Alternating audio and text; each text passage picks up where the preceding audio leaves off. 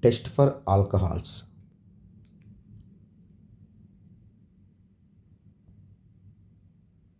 The alcohol treated with cearic ammonium nitrate NH42 Ce NO3 6. So this complex is known as cearic ammonium nitrate.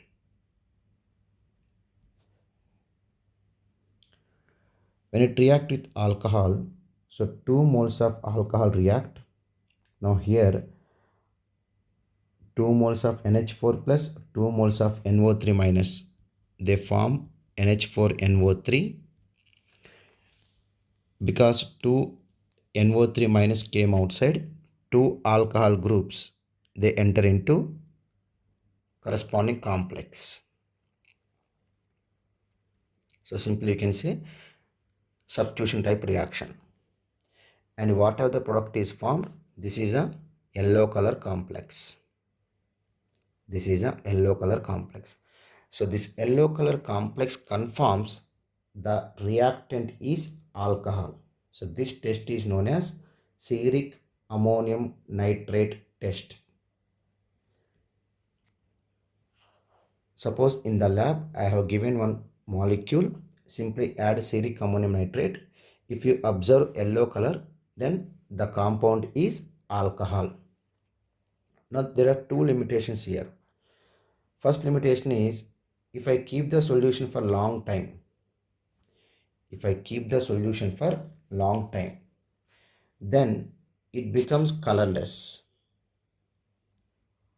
It becomes colorless. It is the first limitation. And the second limitation is,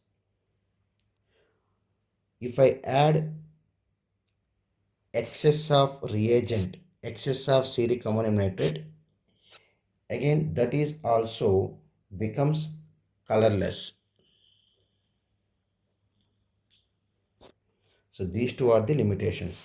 That means we should not add excess of cearic ammonium nitrate, and we should observe the color immediately when we add the reagent.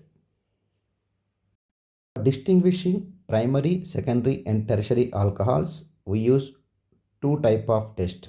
One is Lucas test. Second one is Vector-Mayer test. Lucas test and Vector-Mayer test. Now first we see the Lucas test.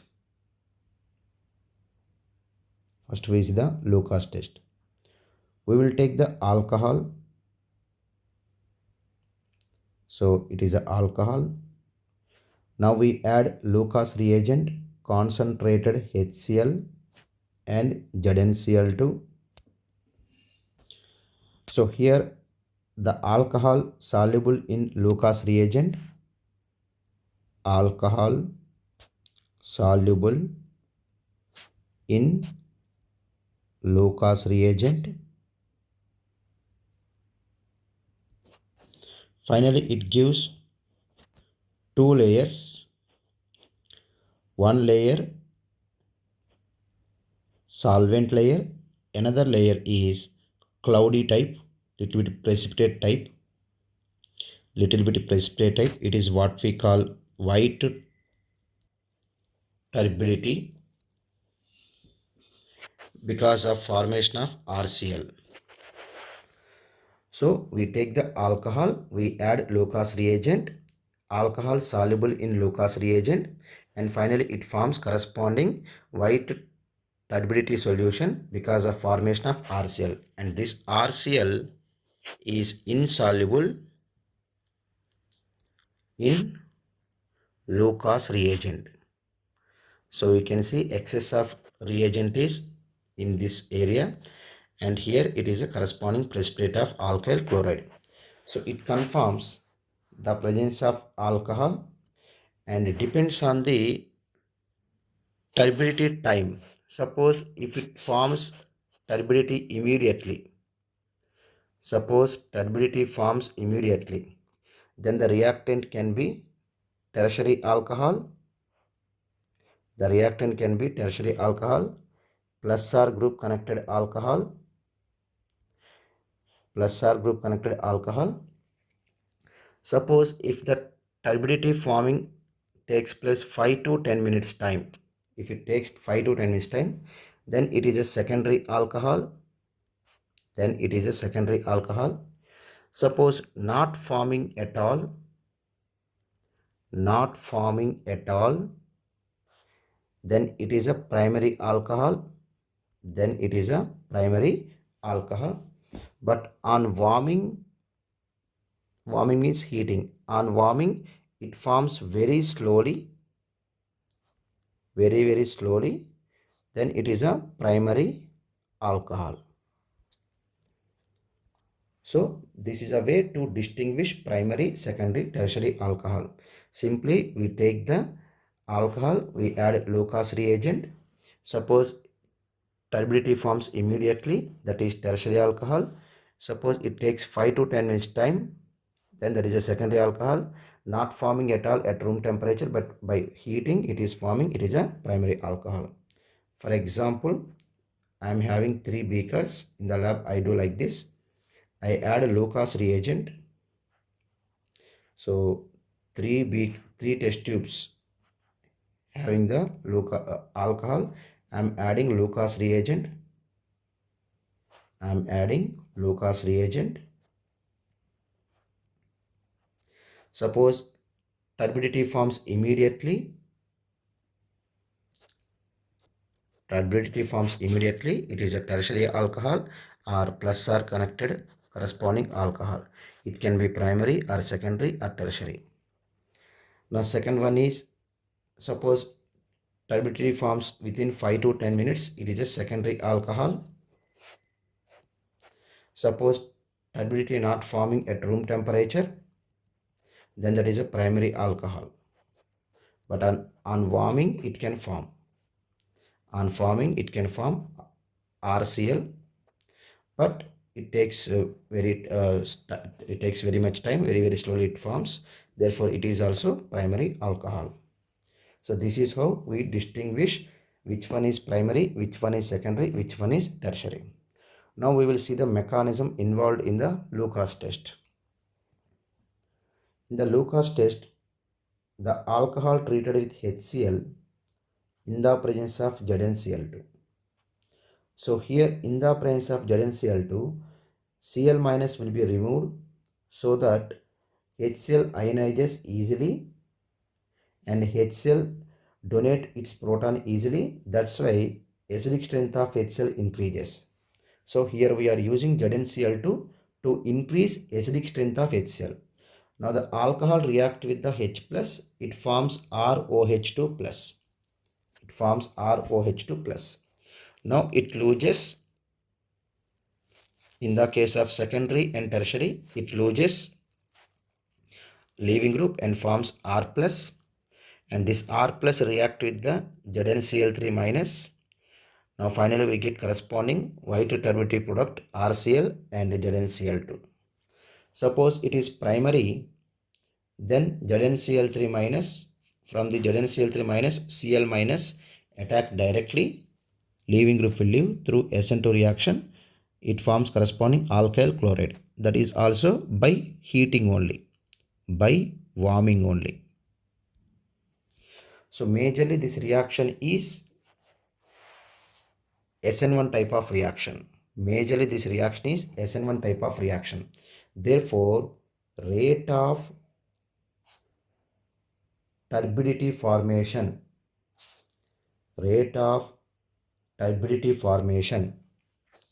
directly proportional to stability of C plus.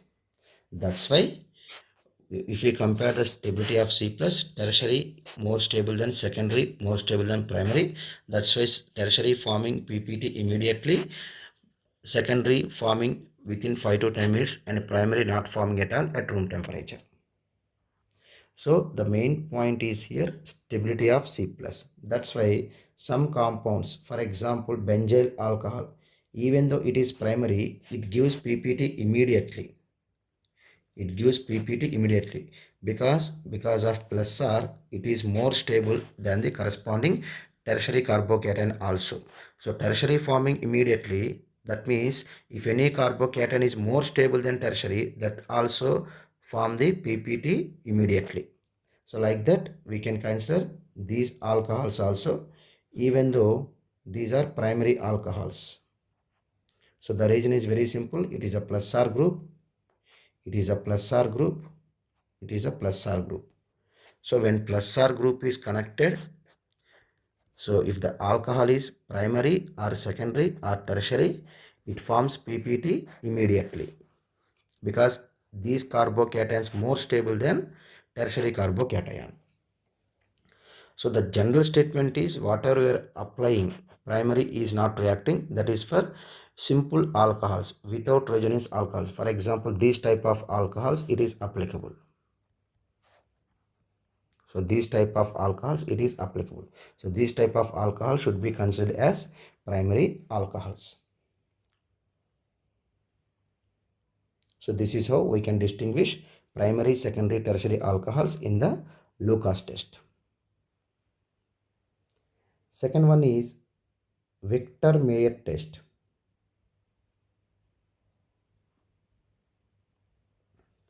Victor-Meyer test. So we take the 3 test tubes. For example, it contains primary, it contains secondary, it contains tertiary alcohols. Now we add series of reagents. First we add phosphorus and I2. Next we add AgNO2. Next we add HNO2. We get PPT. Next we add aqueous NaOH. We get red color solution. Red color solution.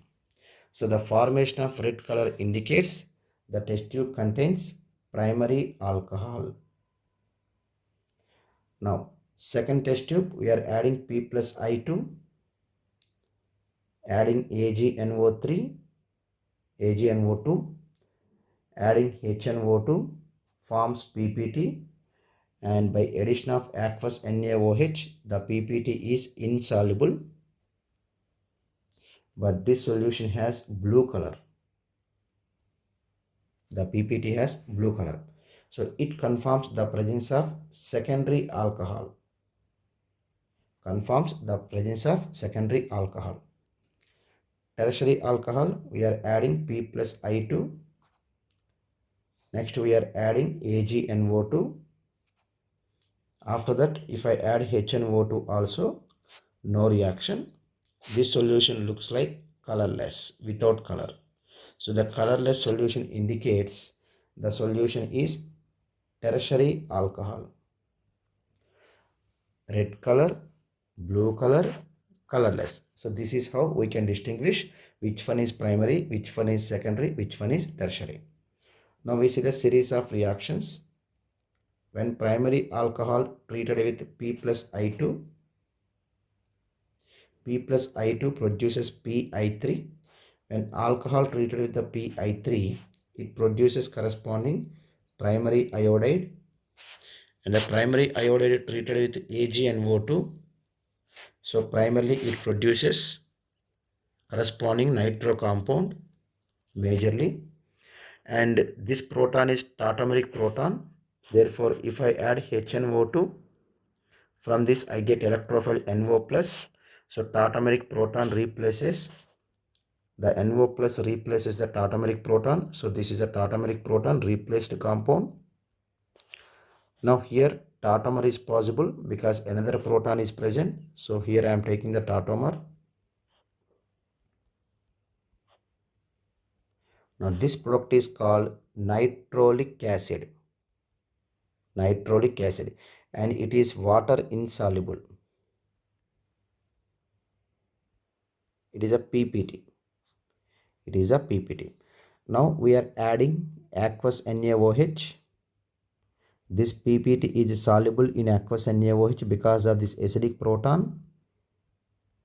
Therefore, finally it produces corresponding red color solution. So this compound has red color. So red color solution. It is with primary alcohol. Now secondary alcohol R2CHOH. It is treated with P plus I2, that means PI3, and alcohol react with PI3 produces corresponding iodide. Now it react with AgNO2. So in place of I minus we get corresponding nitro compound, and this proton is tautomeric proton. Therefore if I add HNO2, it produces electrophile NO plus, and this electrophile replaces the tautomeric proton, and corresponding product is formed, nitroso compound. Now here there is no proton. In the previous compound C having the proton, that's why we have taken the tautomerism, but here there is no proton, therefore no tautomerism. That means even though if I add aqueous NaOH, there is no reaction. So this is called pseudo nitrolic acid. This is called pseudo nitrolic acid, and it is blue color PPT. Blue color PPT. Now we take tertiary alcohol. Tertiary alcohol treated with P plus I2. It produces PI3. Alcohol react with PI3 produces corresponding tertiary iodide. Tertiary iodide treated with AgNO2, I minus and Ag plus, and corresponding nitro compound. Now this carbon is not having any tautomeric proton. Therefore, even though if I add HNO2, there is no reaction because of lack of tautomeric proton.